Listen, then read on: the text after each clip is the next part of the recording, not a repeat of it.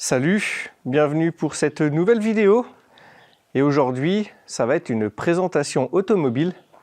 On va l'appeler le Tank. Donc je suis en compagnie de Mika. Merci de me recevoir pour me présenter ta voiture. Pas de souci. Présente-toi et qu'est-ce que tu vas nous présenter comme véhicule? Moi c'est Mickaël. Alors je vais présenter mon Tank. D'accord, donc il s'agit d'un Chrysler 300C Touring. Parfait. Petite intro et je vous montre ça tout de suite.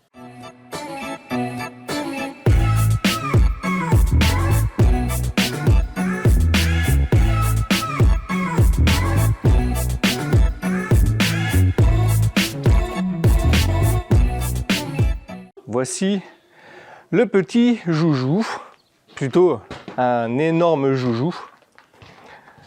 Ça fait combien de temps que tu as ce véhicule? En 3 mois. 3 mois, d'accord. Est-ce que je peux me permettre? Oui, vas-y. Donc là, je vais vous montrer l'intérieur. Plutôt spacieux, on reconnaît la touche américaine.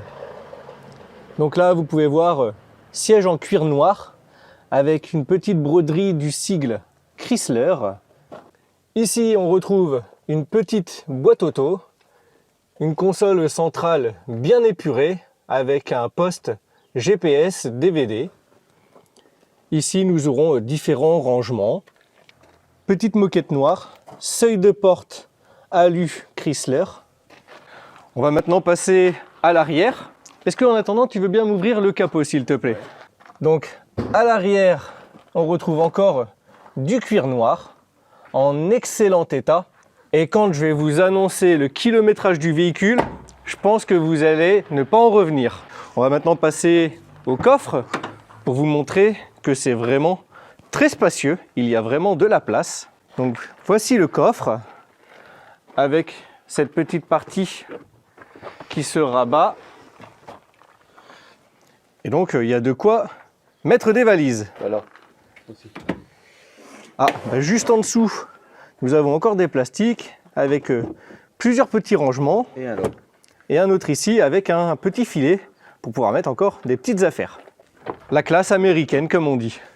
Ici, on retrouve d'énormes jantes. C'est du combien d'ailleurs? 22 pouces. 22 pouces, chaussée en l'arrière 265/30/22 et devant 245/30/22. Ah ouais, énorme. Et on va finir sous le moteur, sous le capot moteur. Donc il y a beaucoup de plastique. Et donc c'est un 3 litres diesel qui fait 218 chevaux. Ça annonce quand même du lourd. Et moi j'adore vraiment cette gueule. La 300C est vraiment superbe. Ici il y a 2 sorties d'échappement en 110 mm full inox. Et vous pouvez voir la taille de mon poing. Je pourrais le rentrer carrément dans l'échappement.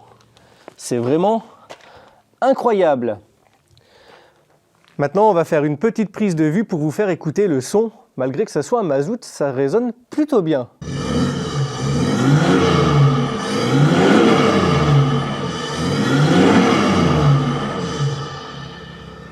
Wow! Pour un mazout, ça casse vraiment les oreilles, je vous assure.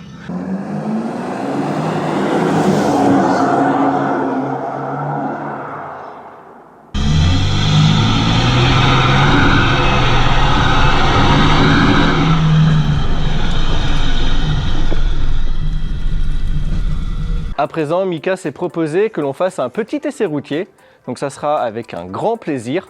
Le temps que j'équipe le véhicule, je vous présente des petits extraits que j'ai pris en extérieur et intérieur et on se retrouve juste après à bord.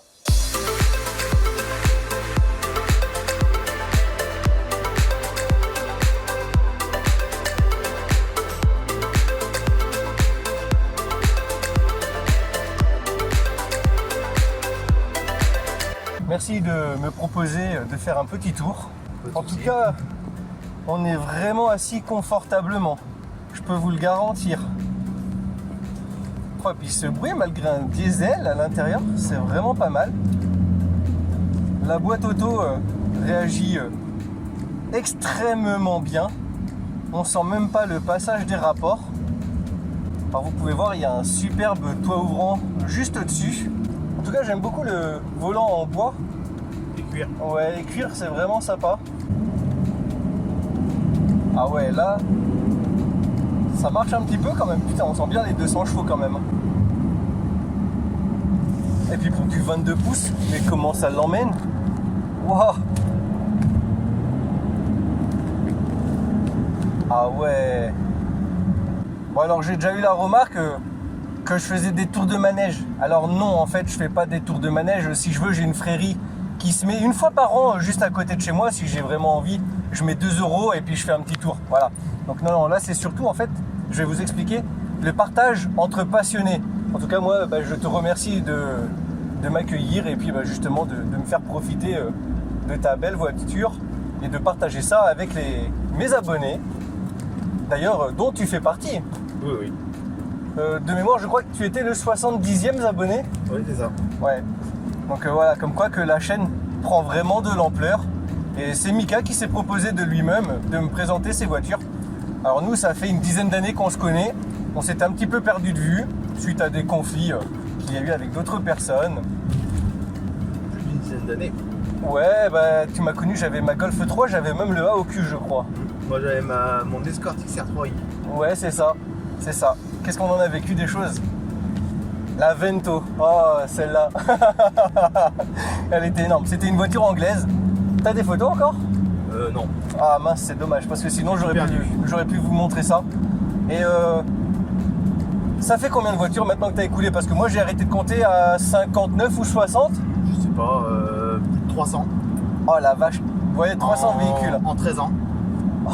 Ah ouais, incroyable. Alors et du coup, elle a combien de kilométrage châssis moteur? Alors, exactement, alors je vais te dire ça, 400, dans les 468 000. Ouais, donc vous voyez par rapport à l'habitacle que je vous ai présenté tout à l'heure, on dirait pas qu'elle a presque 500 000 km, elle est vraiment en excellent état. Elle n'a jamais été restaurée. D'accord. Ça coûte cher ce genre de véhicule en entretien? Tout dépend, si tu le fais toi-même ou pas. Mais dans l'ensemble, c'est correct. D'accord. C'est correct. Après, faut pas regarder sur la qualité de l'huile, sur la qualité des filtres. Moi, je sais que je l'entretiens que avec du produit Mopar, pour pas être embêté. C'est spécifique à Chrysler? C'est le groupe Chrysler General Motors en général qui a créé ça. En fait, c'est de l'huile fait pour tout ce qui est Dodge, Chevrolet, etc. Toutes les américaines en fait. D'accord. Voilà. Moi, je l'entretiens qu'avec ça. Là, elle va partir en vidange de boîte auto. Ça sera de la crépine Mopar avec de l'huile de la TF plus 4 Mopar. Je ne prends pas de la TF plus 4 de chez Total ou autre. Je la prends spéciale Mopar. D'accord. Parce que bon, j'ai pas envie non plus de péter une boîte auto. Ouais, c'est sûr. Moi, je l'ai sur la BM. Donc Chrysler, enfin, les Américains en général, surtout, ont l'habitude de rouler avec des boîtes auto depuis des années et des années. Ils ont créé leur huile, donc pour moi, l'huile, c'est ce qu'il y a de mieux. C'est qu'ils l'ont créé, c'est que. ouais, c'est pas pour rien. C'est pas pour rien. Pour moi, après, il y en a qui vont dire que cette huile, ça reste de l'huile. Pour moi, j'ai décidé d'entretien avec du Mopar. Au moins, je sais ce que je mets dedans. Donc voilà. Puis chacun reste libre de mettre oui, l'huile oui. qu'il souhaite. Ah oui, oui. Et niveau consommation, ça consomme beaucoup pour un 3 litres diesel? Tout dépend le type de route qu'on fait, mais je suis en moyenne, je suis à 8,5, 9. Ça va, ça consomme. En faire de la ville et de la départementale, quoi, à 90. Après, si je fais du grand trajet, j'ai déjà réussi à descendre à 7,5, quoi. Ah ouais, dis-toi que tu consommes un petit peu moins que ma 325 TDS quand même. Donc voilà. Après, Pour 200 chevaux passés. Après, bon, le poids est pas le même non plus. Là, on est sur un peu plus de 2 tonnes de mémoire. D'accord. On doit être pas loin des un peu plus de 2 tonnes. Donc à vide. Bon, après, moi je trouve que ça reste très correct.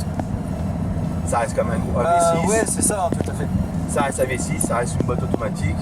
Moi j'ai eu des véhicules beaucoup moins puissants, beaucoup moins lourds qui consommaient beaucoup plus. Donc en fin de compte, voilà. Moi je changerai pour rien au monde. Ouais. J'ai mis longtemps à me décider à passer sur du Chrysler et je changerai plus. D'accord. Ça ci c'est définitif, tu conserves. Je suis amoureux de ma voiture. D'accord. Ouais. Et niveau assurance, ça coûte cher? Là, tout risque.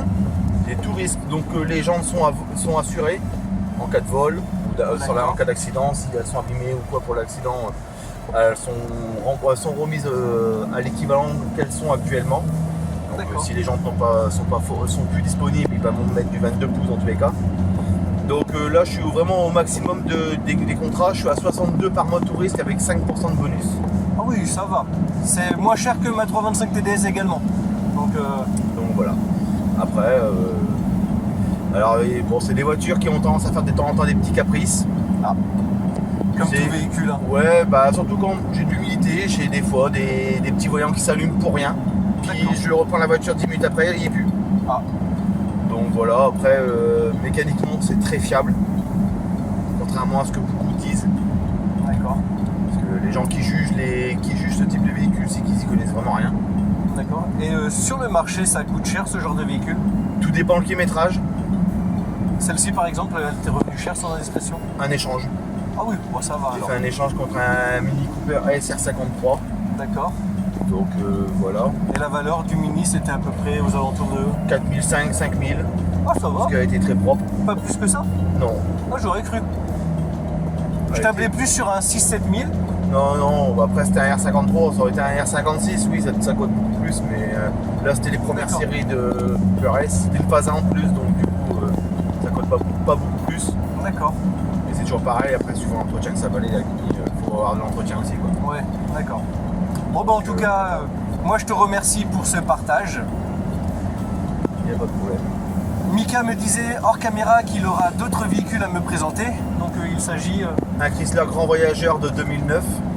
Voilà, donc un grand monospace. Voilà, qui est très très grand même. Ouais.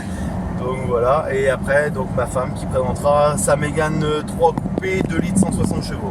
D'accord, bah formidable. Donc on sera amené à se revoir. N'hésitez pas à vous abonner. Et moi je vous dis à dimanche prochain pour une prochaine vidéo. Allez, ciao bye.